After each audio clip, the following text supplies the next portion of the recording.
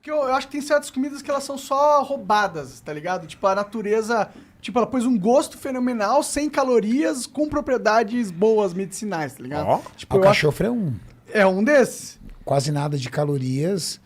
Eu Falou particularmente bonito, hein, gosto mano? muito também. E o problema, às vezes, é como você prepara ela. Por exemplo, você quer ver um outro alimento que não tem quase nada de calorias, mas que não dá para comer fora? É berinjela. O problema da berinjela é que é ruim pra caralho. O cachofre é gostoso. É, acho que foi bom. Mas as pessoas, por exemplo, berinjela. Como é que você encontra a berinjela num restaurante? Cheio Você de negócio. Ou você encontra ela banhada no azeite com um monte de tempero, ou frita à milanesa. É. Então, às vezes, a forma com que você prepara o alimento é o que ferra tudo, né? Sim. Sim. Mas e outras comidas, tipo, ó, palmito pra mim. Palmito eu acho... Tem nada de caloria quase. Eu acho gostoso pra caramba e dizem que é saudável, sei lá. Tem pouquíssimas calorias. O problema é você matar a fome com palmito e com a cachofra. Deve ser Não é verdade? difícil, é. Mas isso é o que te sacia, você não é? conseguiria comer uma flor de alcachofra e falar assim, tô sem fome, tô de boa. Ah, mas umas três mata. É. Monark, você não tem cara de que come esse negócio, cara. Por que você gosta disso? De alcachofra? Tipo, e Cara, palmito? as comidas que eu gosto, elas são muito menos pelo gosto, claro que também é influência, mas como elas me fazem sentir depois que eu como. Qual a sensação? E, Não, é de porque alívio assim, no tudo que ele estômago. come faz mal. Me fode. você falou eu da passo questão. mal, Você já fez endoscopia? Já fiz algumas vezes. E não deu nada? Deu que eu tenho hernia de hiato, eu tenho refluxo, tenho um monte de coisa. Mas eu não consigo. Então a alcachofra, quando eu como, ela... Sabe quando cai bem no estômago? Tipo, Então- isso me fez bem, Então me esses deixa são os feliz. alimentos que eu acho assim, eu ponho no tier list top do top, entendeu? E você, Igão, fora o pão? Que me faz Saudável. bem, que saudável que você fala, Já. cara, isso aqui é top, mas, pô, Faz pergunta fácil. Pois é, aí fudeu, hein, cara. Eu sei lá, eu gosto muito. Uma das minhas comidas favoritas é feijão, arroz e farofa. Não precisa nem ter carne. quando você começou a dieta e o trabalho com o Renato? E é legal isso, o que o Igor falou, você viu? Eu já recebi algumas vezes esse feedback. Cara, arroz, feijão e isso, não precisa ter a carne. Sim. Num tom, assim, de desprezo, do tipo, nem precisa da carne. O problema é que a carne é quem ia matar tua fome, cara. A carne era o que ia mais trazer benefícios. A carne é o que te traz mais resultados. Independente de questões, vamos dizer assim, de questões culturais, Vegano, vegano, vegetariano, vamos tirar de lado sua forma de pensar e encarar sobre isso. Vamos falar sobre nutrição. As proteínas de fonte animal, carne, frango, ovo, peixe, é o que traz maior volume de benefícios dentro da nutrição. Se você pensar nessas proteínas, nas frutas e nos vegetais, é um mundo ideal. O mundo ideal é se você ficasse com o máximo possível de frutas e vegetais dentro de uma quantidade adequada de proteínas de fonte animal. Porque as proteínas de fonte animal têm o que nós chamamos de aminoácidos essenciais, que é o aminoácido que o seu corpo não produz. O nosso corpo produz aminoácidos não essenciais. As proteínas são divididas... Imagina a proteína como um trem. Vagões ligados formam uma proteína. E digamos que chapas de aço ligadas formam um vagão. O nosso corpo pega a proteína, quebra em peptídeos, pega os peptídeos e quebram em aminoácidos. E a gente só absorve aminoácido. Só que a gente absorve o aminoácido para produzir proteína novamente, para a constituição dos nossos músculos e tecidos.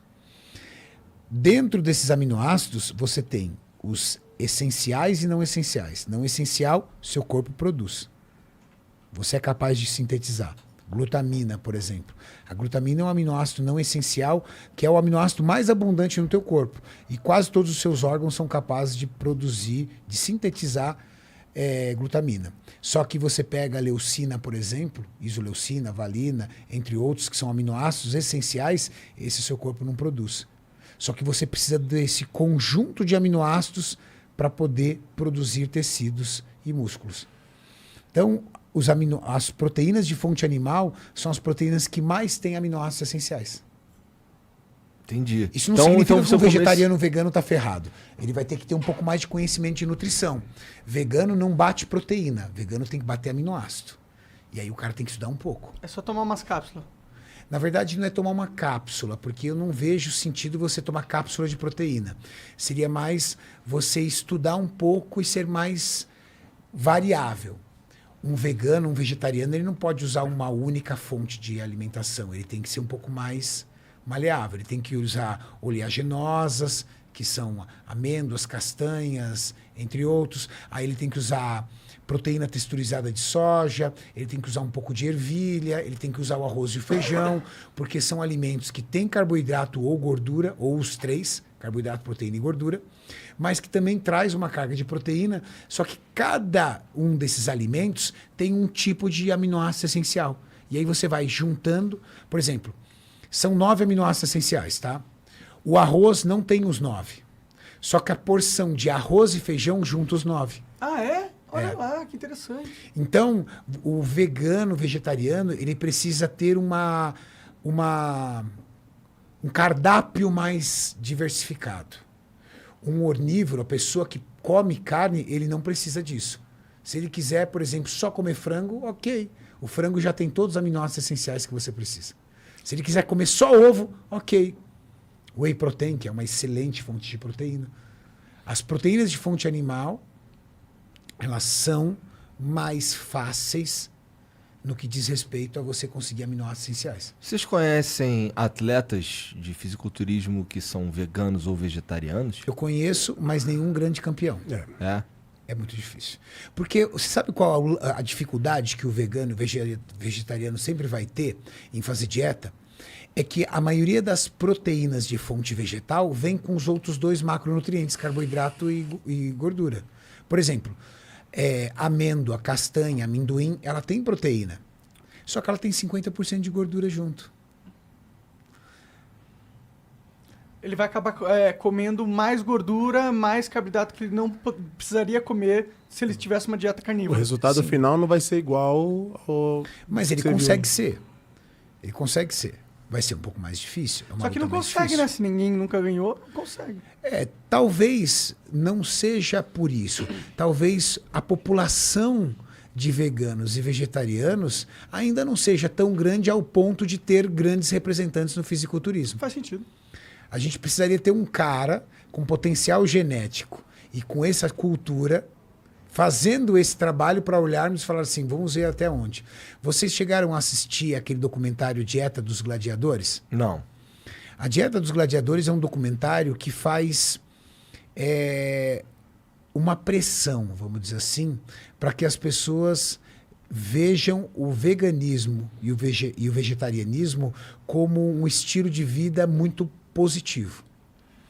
E aí eles colocam algumas coisas ali, que aí agora estou dando minha opinião, que eu discordo. Por exemplo, ele colocou um fisiculturista lá, dizendo que ele era um fisiculturista campeão por ser vegano. Só que eles falaram do meu esporte. Aquele cara, se tem uma coisa que ele não é campeão. Só que quem nunca assistiu o fisiculturismo vai terminar aquilo e vai falar assim pro cara na academia, pô, mas você sabia que o campeão de fisiculturismo é vegano? Não, aquele cara não é um campeão. Ele subiu num campeonato, acho que ele até venceu, mas um campeonato regional lá na Índia, assim, então de ele é um bairro. campeão. De bairro, entendeu? Mas aí eles pegaram um atleta do UFC que disse que ele só venceu a luta dele porque ele tirou a carne e colocou o vegetal. E aí melhorou a performance dele.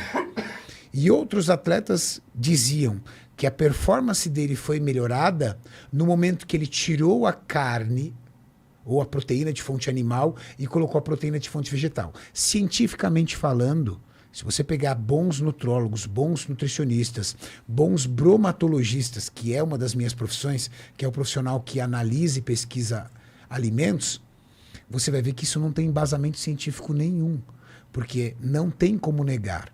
As proteínas de fonte animal lhe trazem o maior número de aminoácidos essenciais. E são os aminoácidos essenciais que você busca numa proteína. Então, eu não estou questionando o estilo de vida do vegano e do vegetariano. Eu estou dizendo que, cientificamente falando, a vida de um vegano e de um vegetariano é um pouco mais complexa, porque ele vai ter que ter um pouco mais de conhecimento em nutrição para poder entender um pouco mais o que ele está comendo e ser um pouco mais seletivo, e tem que ter uma boa diversidade. Agora, não tem como, a nível de ciência, você falar que a proteína de fonte vegetal é superior à proteína de fonte animal. Por mais que a proteína de fonte animal possa vir com gordura saturada, que é mais comum. É muito mais comum você encontrar gordura saturada na proteína animal do que na proteína vegetal. Mas não dá. É a mesma coisa que você acreditar no mito de que o óleo de coco emagrece. Quantas vezes você já viu algum influenciador digital lá, alguma musa fitness, alguém pegando uma xícara de café e dissolvendo uma colher de óleo de coco assim e dizendo que foi aquilo que deixou ela mais magra? Porque ela cortou o carboidrato e colocou o óleo de coco no lugar?